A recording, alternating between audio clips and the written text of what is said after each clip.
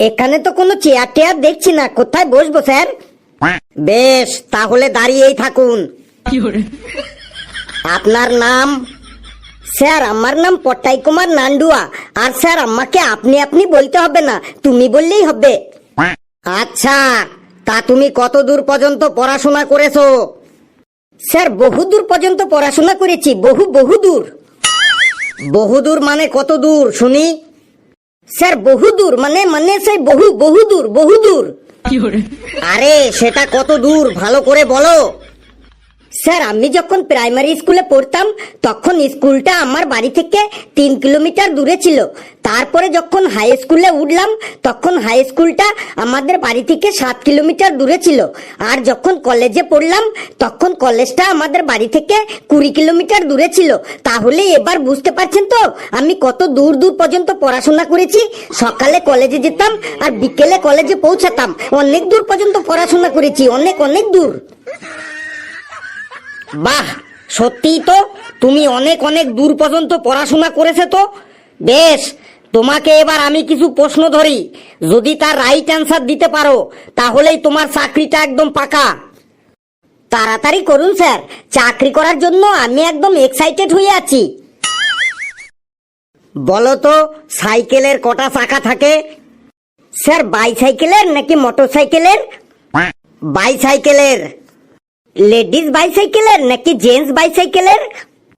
Gents বাইসাইকেলের। সাইকেলটা কোন কোম্পানির স্যার? হিরো কোম্পানির নাকি হারকিউলিস কোম্পানির?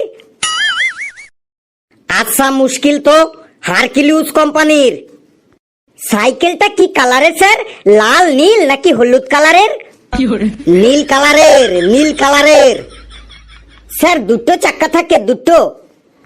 সেটা তো তুমি প্রথমেই ডাইরেক্ট বলে দিতে পারতে যে সাইকেলের দুটো চাকা থাকে, তাহলে তুমি কথাটাকে এত পেছালে কেন?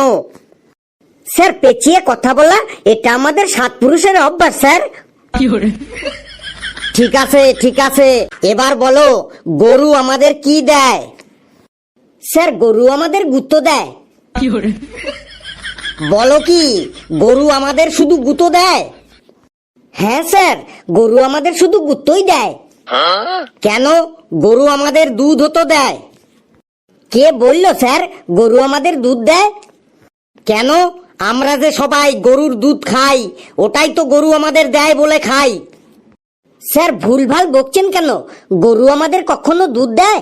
গরু কি কখনো আমাদের কাছে এসে বলে এই নাও দুধ নাও, আমার দুধ নাও তোমরা? কিন্তু তাহলে যে আমরা গরুর দুধ খাই, ওটা আমরা কোথা থেকে পাই তাহলে? ওটা আমরা জোর করে গরুর কাছ থেকে দুধ বের করে আনি। আসলে গরুর বাটে যে দুধগুলো থাকে, ওই দুধগুলো গরু তার বাচ্চার জন্য মানে বাছুরের জন্য সঞ্চয় করে রাখে। কিন্তু মানুষ সেটা বেইমানি করে গরুর কাছ থেকে জোর করে বার করে নিয়ে আসে।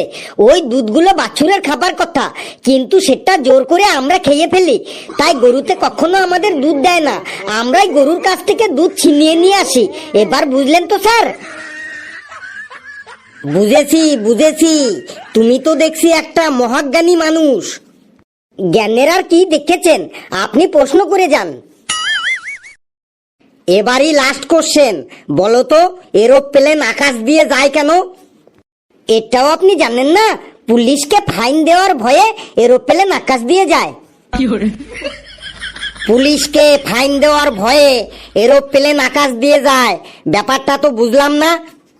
ব্যাপারটা বুঝলেন না তো? বলছি মন দিয়ে শুনুন। এরোপ্লেন যা হাই স্পিডে চলে, তাতে এরোপ্লেন যদি রাস্তা দিয়ে চলতো তাহলে জায়গায় নাকা চেকিং এ হাই স্পিডের জন্য এরোপ্লেনকে ফাইন দিতে হতো। এই ফাইন দিতেই এরোপ্লেনের মালিকের সব টাকা শেষ হয়ে যেত। তাই ফাইন দেওয়ার ভয়ে এরোপ্লেন আকাশ দিয়ে যায়। আকাশে কোনো চেকিংও নেই, পুলিশও নেই, আর ফাইন দেওয়ারও কোনো ভয়ও নেই।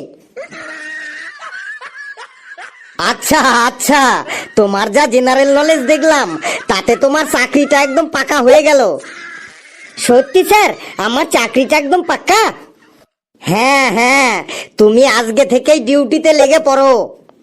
স্যার আমার ডিউটিটা কি তাহলে এবার বলে দিন, আমি আর দেরি না করে ডিউটি শুরু করে দিই।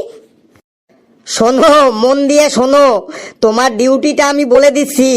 তোমার ডিউটিটা হলো এখান থেকে 4 কিলোমিটার দূরে একটা লঙ্গরখানা আছে, ওখানে সকাল দুপুর রাতে 3 বেলা ফ্রিতে খাবার দেওয়া হয়।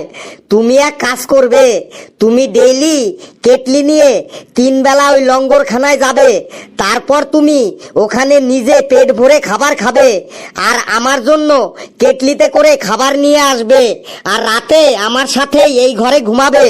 এই হলো তোমার ডিউটি। তাতে আমি মাসে মাইনে কত পাবো? মাইনে আবার কি? তুমি পেপারটাকে ভালো করে পড়োনি? আমি তো পেপারে বিজ্ঞাপন দিয়েছিলাম থাকা খাওয়া একদম ফ্রি, সেখানে তো মাইনের কথা কিছু লেখা ছিল না। আমি ডেইলি 3 বেলা ওই লঙ্গরখানায় যাব আর ফ্রিতে খাবার খেয়ে আসবো, আর আপনার জন্য খাবার নিয়ে আসবো, এটাই ডিউটি? রাখুন আপনার চাকরি, আর আপনি নিজে গতর খাটিয়ে ওই লঙ্গরখানায় যান আর 3 বেলা পেট পুরে গলা পর্যন্ত খেয়ে আসুন। বাপ রে বাপ, কি আলসে রে!